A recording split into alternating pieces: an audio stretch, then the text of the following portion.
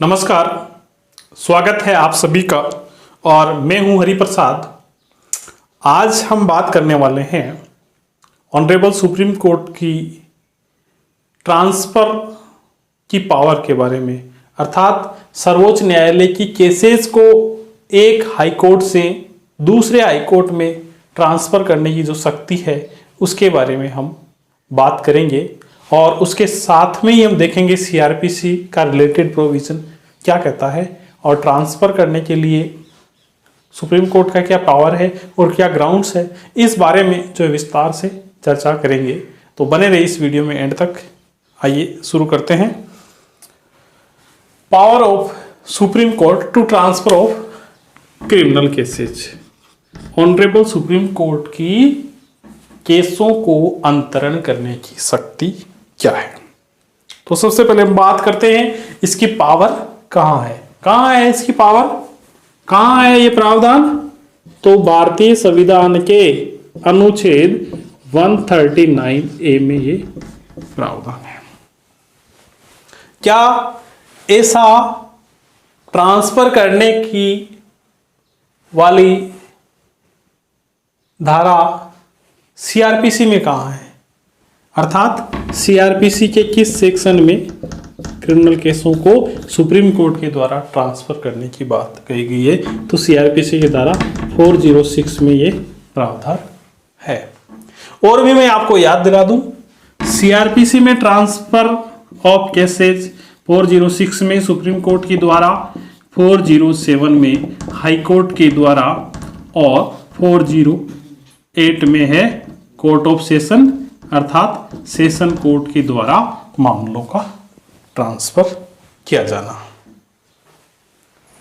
और क्या सीपीसी में भी ऐसा अंतरण का है, क्या सिविल केसों को ट्रांसफर करने की बात करने वाली धारा या प्रावधान करने वाला सेक्शन है। तो सीपीसी की धारा 24-25 में और स्पेशली फॉर सुप्रीम कोर्ट 25 में जो है ये प्रावधान है।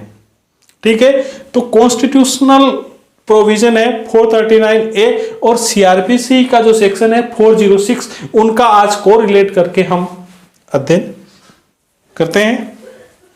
क्या कहता है 439A और सेक्शन 406 ऑफ सीआरपीसी क्या कहता है। सबसे पहले बात आती है कि ट्रांसफर किसको किया जाएगा।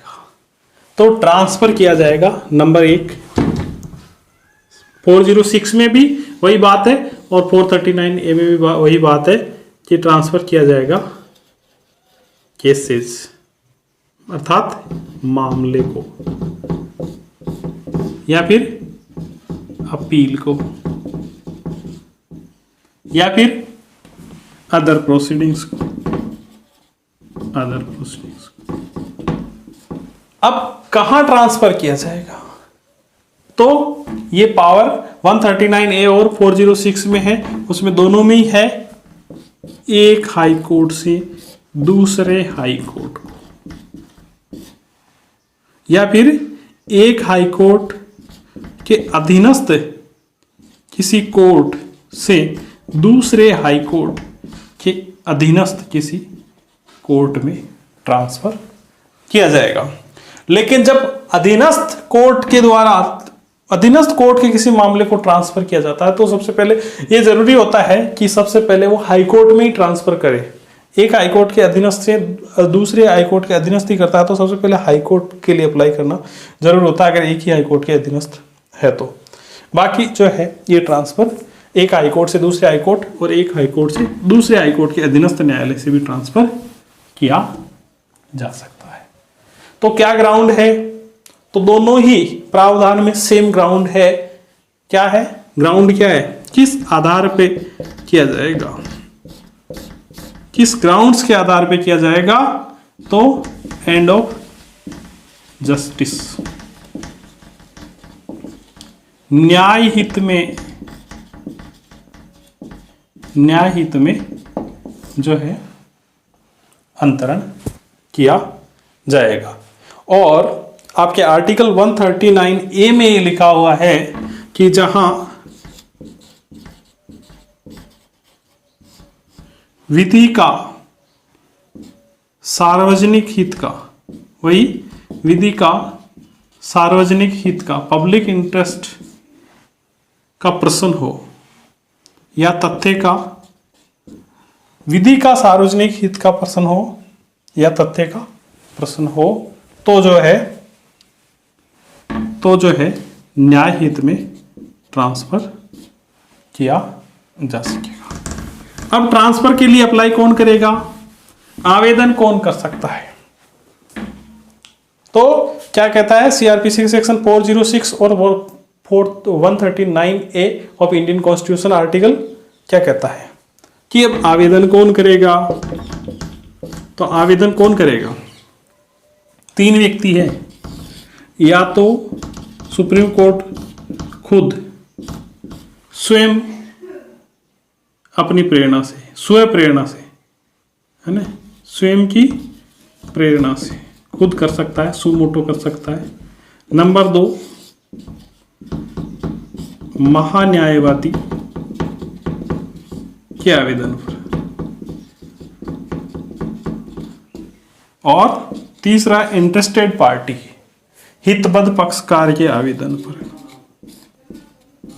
हितबद्ध पक्षकार के आवेदन पर किया जाएगा। तो ये 3 व्यक्ति है जो आवेदन कर सकेंगे।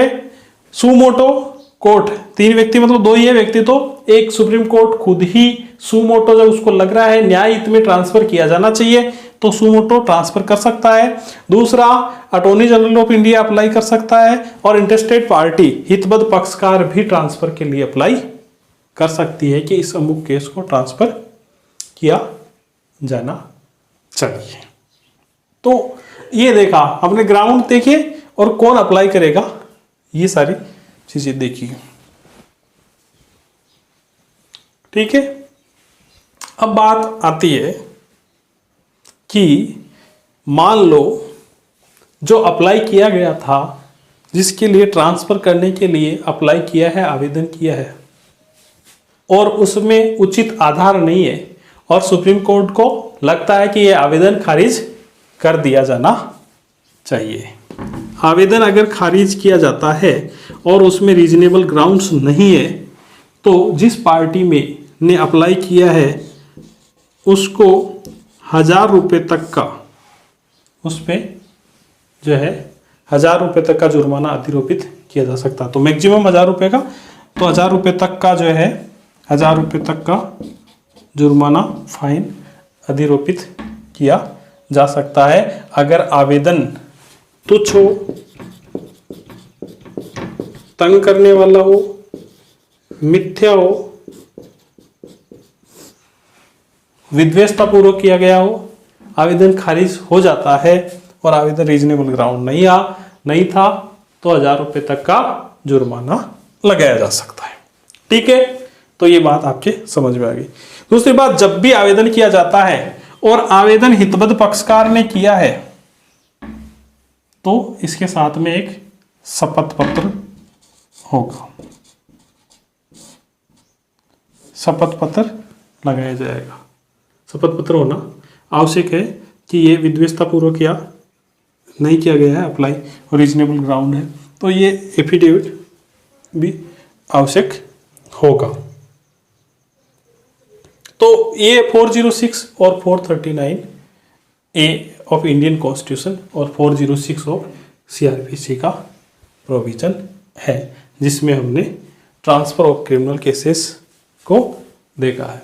तो ये आपके अच्छे से समझ में आ गया होगा। तमिलनाडु,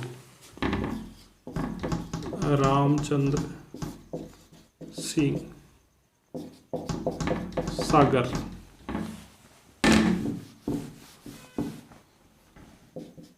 वर्सेस स्टेट ऑफ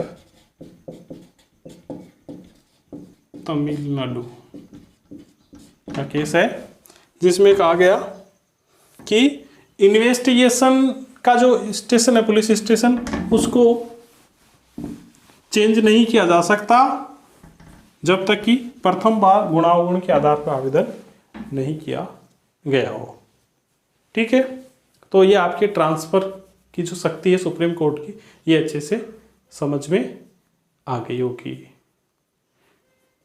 ठीक है, धन्यवाद।